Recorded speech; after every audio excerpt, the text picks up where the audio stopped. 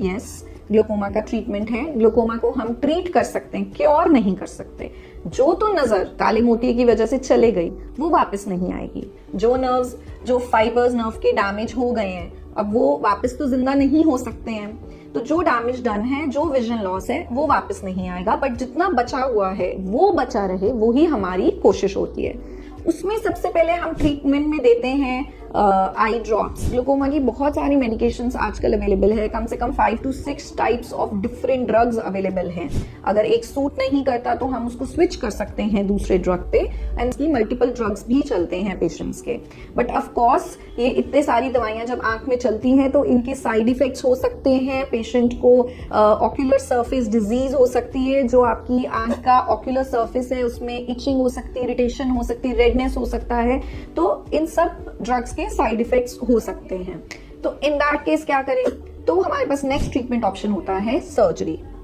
Surgery से भी हम आई प्रेशर्स को कम रखते हैं। ये आई ड्रॉप्स भी आई प्रेशर को कम करने के ही हैं, क्योंकि अभी तक जो हमें मेन ग्लूकोमा का कारण पता है वो यही है कि आंख का प्रेशर बढ़ता है, और इसलिए हर ट्रीटमेंट इसी चीज को एम करती है जिसमें कि हम आंख के प्रेशर को कम करते हैं। दूसरा है, जैसे बताया कि सर्जरी में हम आंख के ऊपर एक बाईपास बना देते हैं, ताकि जो पानी अंदर रह रहा है और रुक गया है, बाहर नहीं निकल पा रहा है, वो धीरे धीरे उस बाईपास से बाहर निकलता रहे।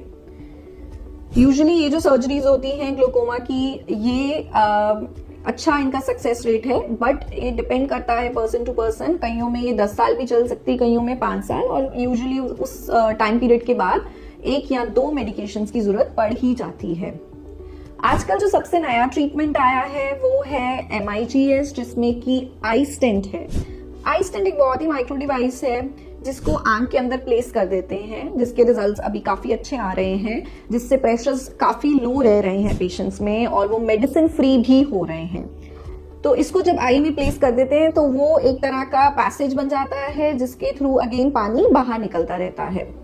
बट वो इतना छोटा डिवाइस होता है, वो बिल्कुल नहीं दिखाई देता है, उसका अभी तक तो ऐसा कोई हार्मफुल इफेक्ट नहीं है। तो ये काफी अच्छे इसके रिजल्ट्स एंड आउटकम्स आ रहे हैं। तो यही ट्रीटमेंट अभी हमारे पास सर्जिकली अवेलेबल है।